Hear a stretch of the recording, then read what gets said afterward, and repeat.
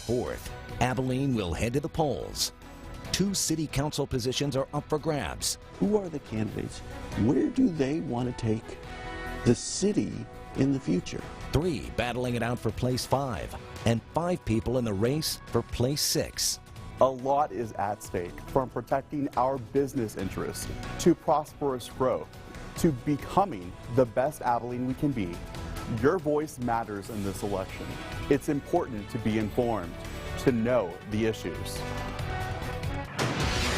Right now, live from your local election headquarters and in association with the Abilene Chamber of Commerce, this is the City Council debate on KTAB. Now, here's Bob Bartlett.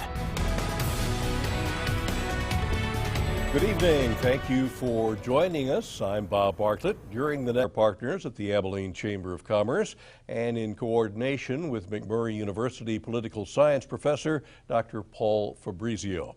Each candidate will be given a specific time to answer the question. They all get the same amount of time for that particular question. And when time is up, you will hear a bell and we will move on. And this is a two-way street. If you have a question and want it asked, go to the KTAB Facebook page and we could pick it. In fact, KTAB Stacy Lopez is standing by right now live in our newsroom, monitoring your questions on our Facebook page and website.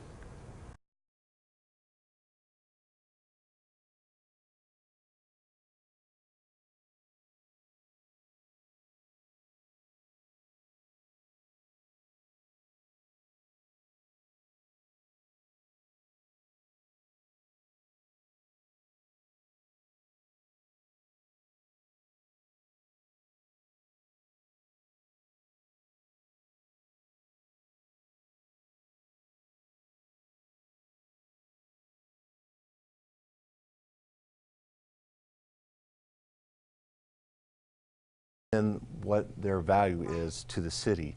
We need to make sure that we honor all of our promises and all of the things that are benefits deserving of our city employees. And now to Travis Craver, the more important issue leading to your candidacy. I'm running because I truly love the city. I'm running because I fully believe that not only is it important to love the city, but it's important to do the due diligence and work alongside its citizens and give back to a city that's given so much to me and my family. My wife Caroline and I have 2 kids, Leia who's 5 and Linus who's 3.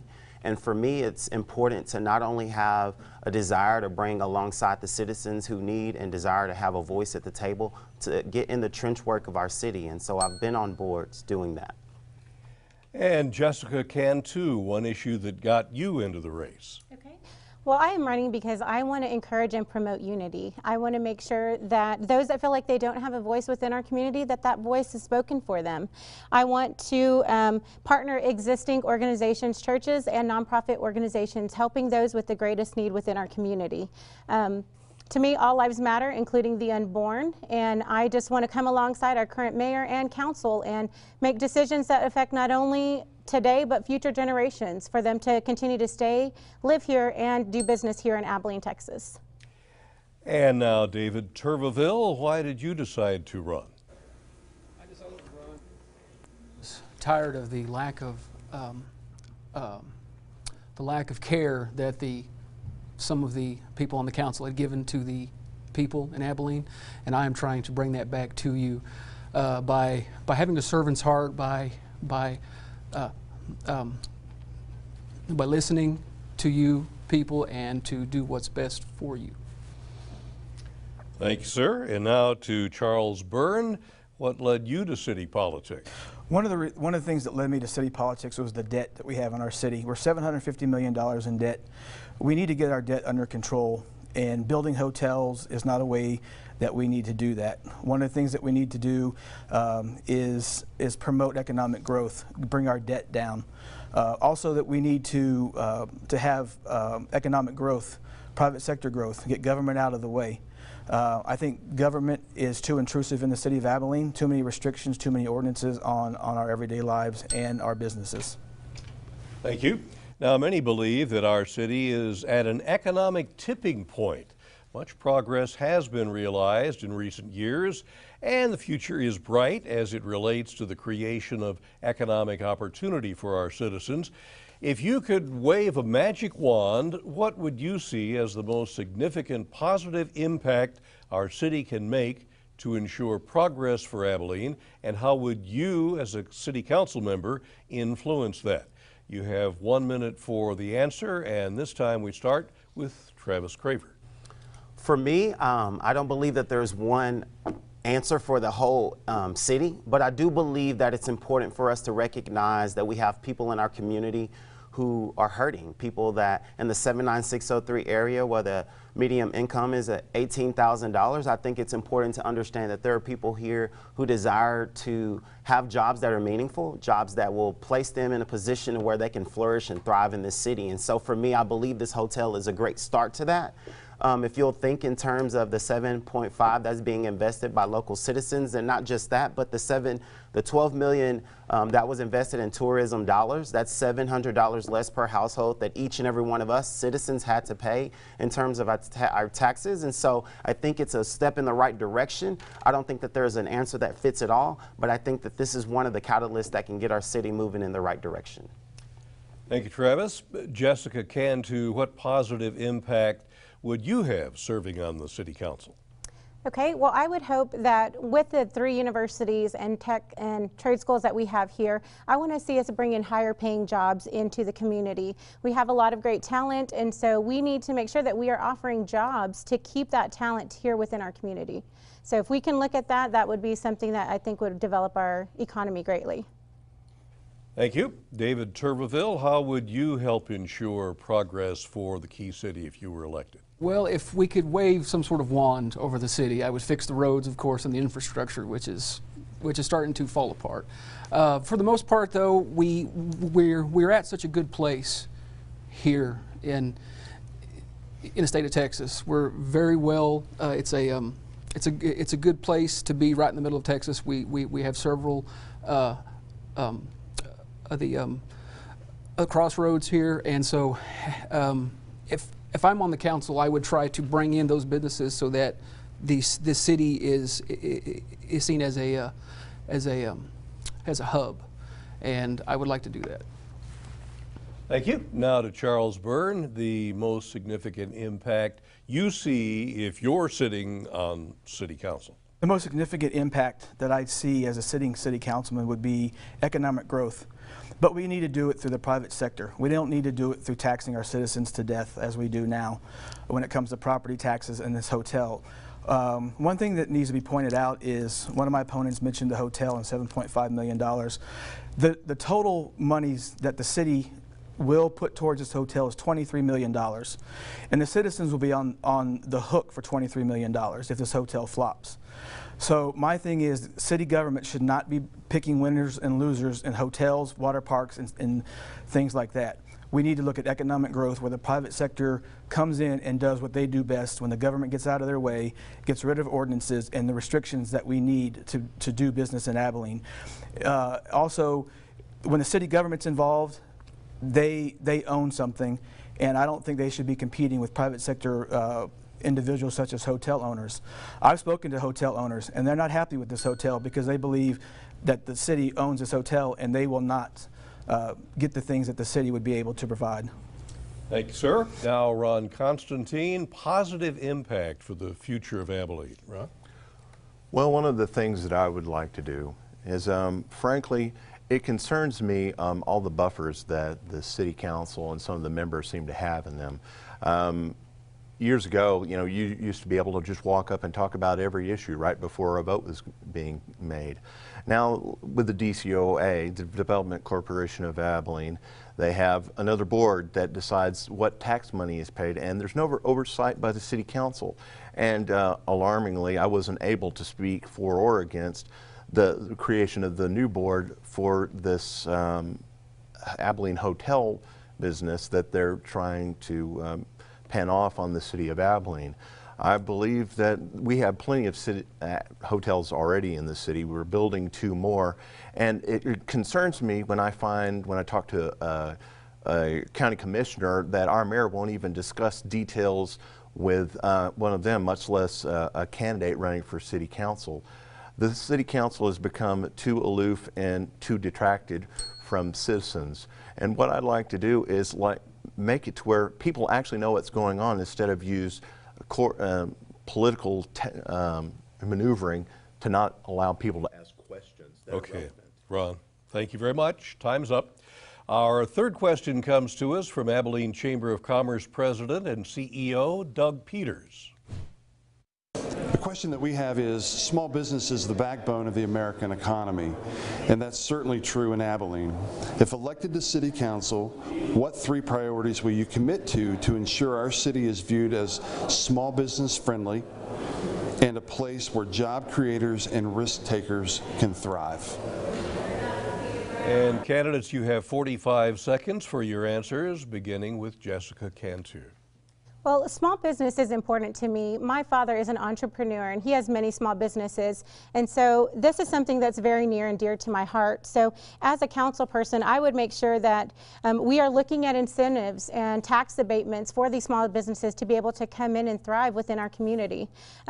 I would want to make sure that we are not putting them under the same umbrella as big box chains or multi-dollar corporations. I want to make sure that we are looking at them individually and looking at the needs that they have as a small business, coming together as a city and supporting them in whatever needs they may have. Now, David Turbeville, 3 priorities for a small business positive city. One would be to have some sort of tax, like a tax incentive to come here and to start a business. Another one would be to try to create an environment for that sort of like progress that a small business can bring here to town. Just like she said, the big box stores, they have all of the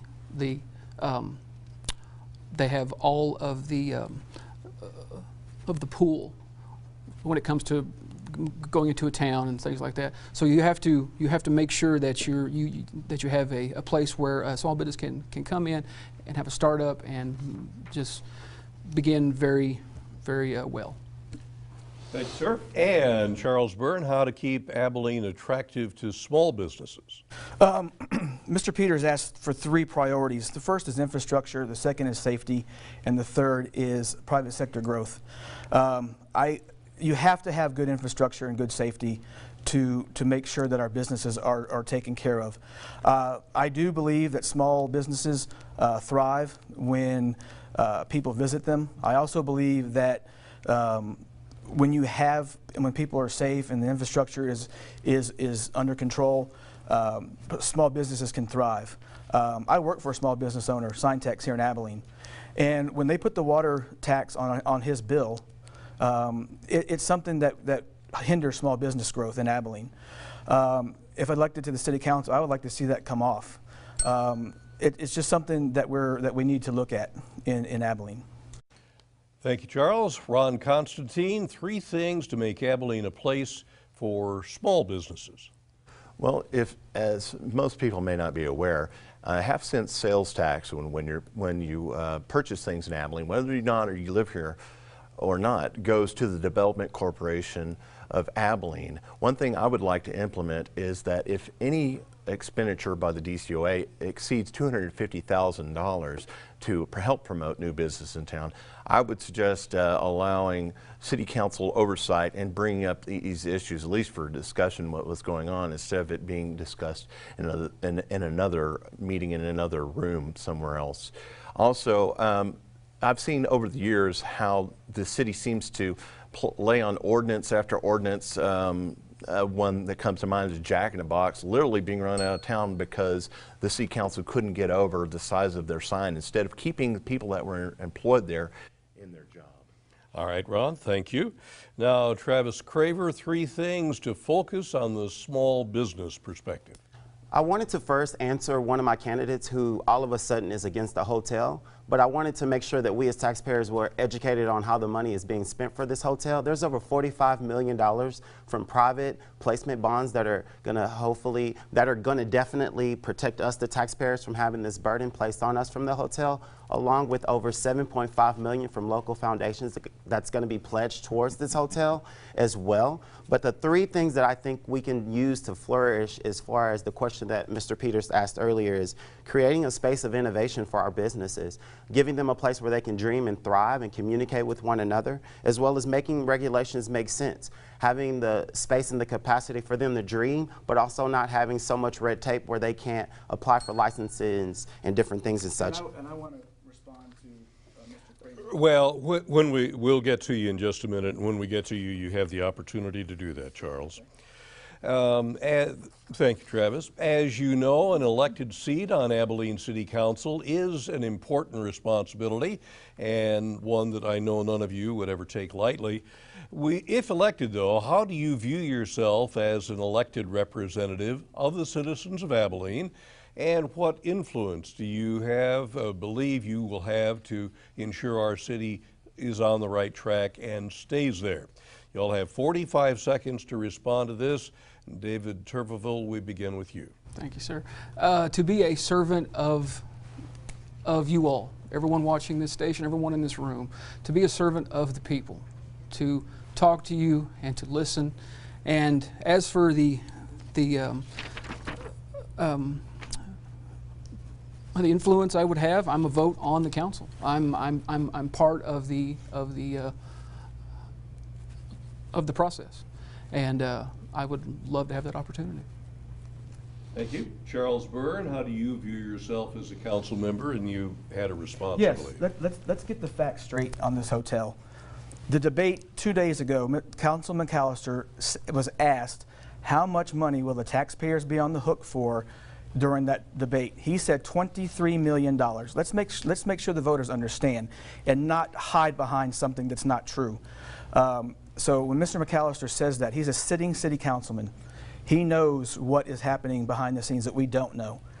So I'm a good listener and I'm a good communicator. I listen to people every day when I knock doors, 7,000 doors in a month and a half. I listen to them, and the things they tell me, they don't want this hotel because taxpayer dollars are involved, and we found that out the other day with the debate in Place 5.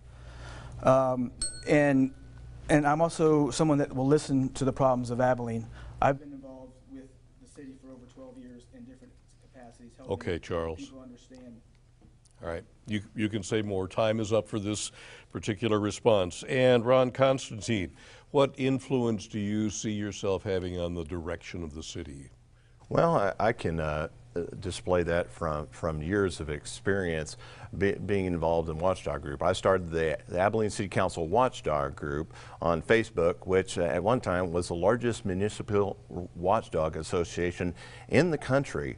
I think it's important for city council people to be in touch and be honest with their answers and not use so much subterfuge when it uses parliamentary procedure in order to hide what's really going on here. I'm not a conspiracy theorist, but I do believe that all the facts should be made known. And one of the things that I would like to do is, one thing I have admired of Mr. Savage is he would rather at least say something instead of just being mute and not saying anything at all and just not answering constituents. All right, Ron, thank you very much. You mentioned Steve Savage, who is leaving the city council, and these 5 people are running for place 6, which Savage has been representing. Travis Craver, what does it mean to be a city councilman?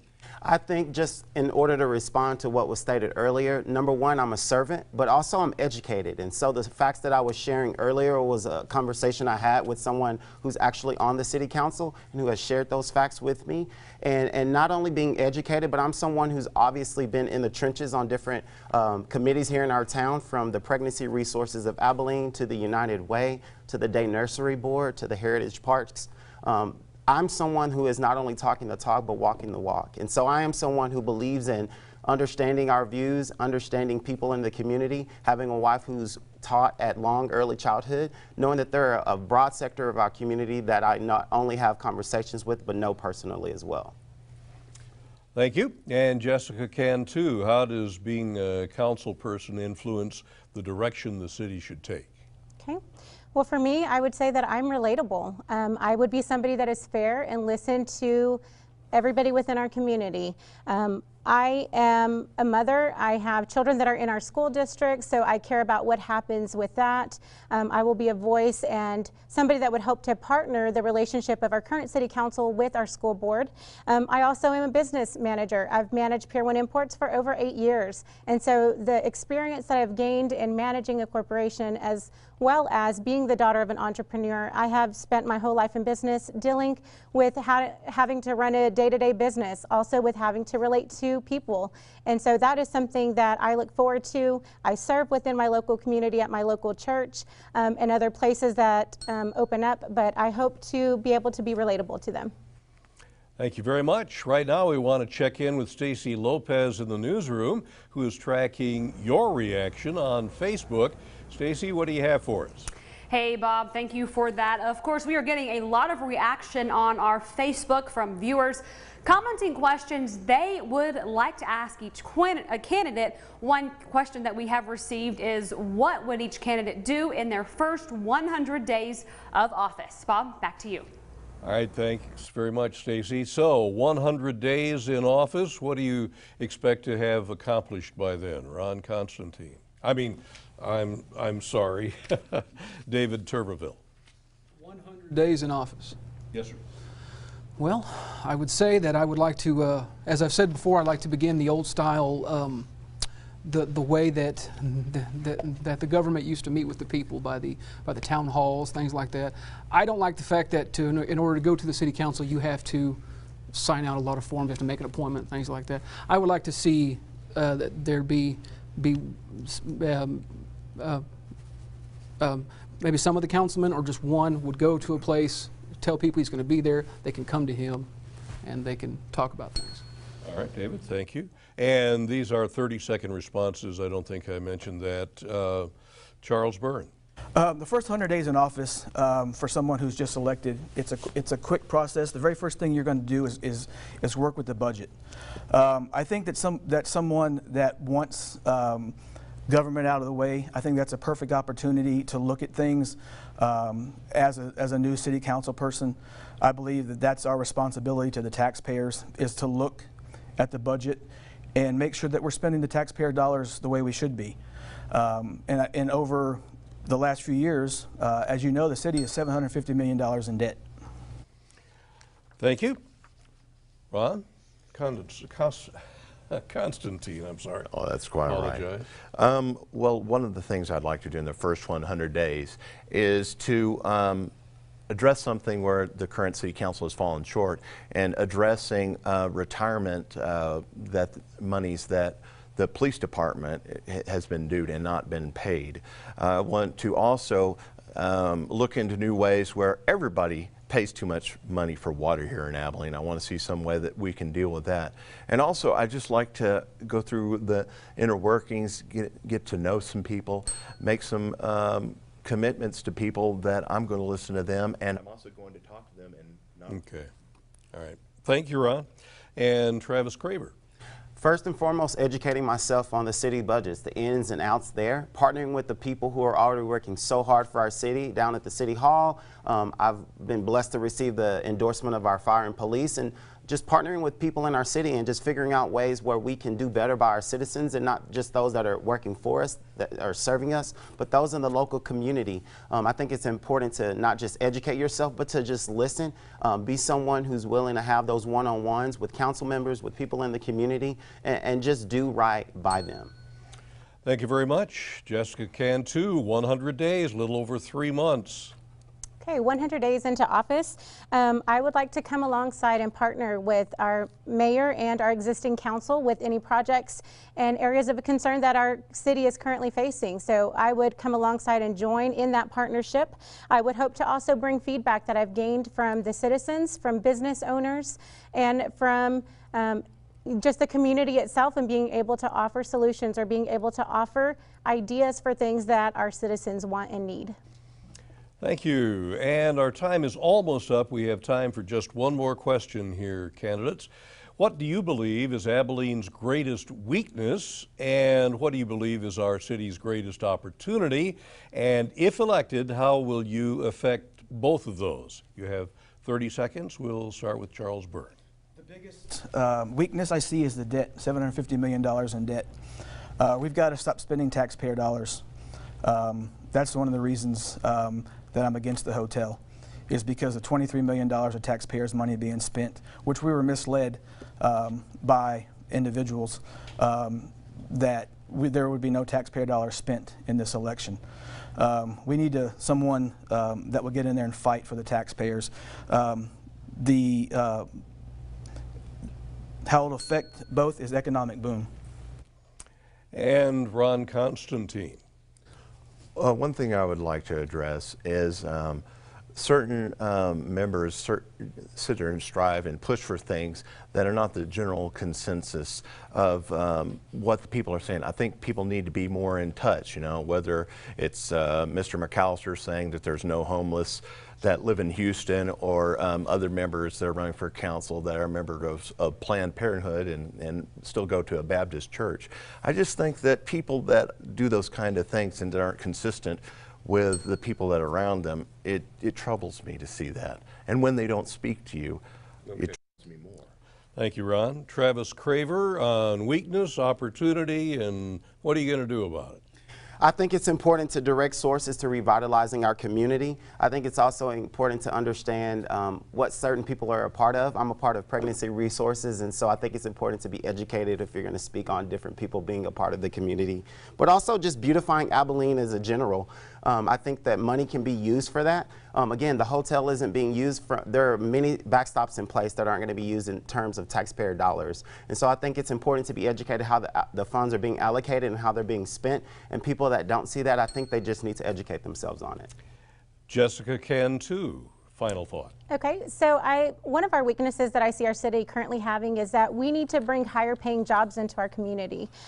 Where we have an opportunity with that is that we have 3 private universities. We have a junior college, we have trade schools, we have all these different avenues where people are going to get these great educations. They're having the ability to have jobs for them that once they graduate that they will stay here within our community and that they will utilize that schooling and education to make Abilene better. And the final word of this segment is from David Turbeville. Yes, sir. The greatest weakness we have is, of course, our roads and our streets and the bridges and things like that. All of the infrastructure. With the tax issues and things like that, I have looked on the Abilene City site on the website, and their opening thing says that we are in debt $420 million. I'm not sure where some people get $750, but that's still a lot of money and it needs to be paid down. We'd like to bring in, like I said, we're never mind. Sorry to cut you off, David, but we are out of time. That does it for Place 6. You've heard from all 5 candidates. Candidates, thank you for being here. We really appreciate your time. We're going to take a quick break, and when we come back, we'll hear from the 3 candidates for Abilene City Council, Place 5. You're watching KTAB, your local election headquarters.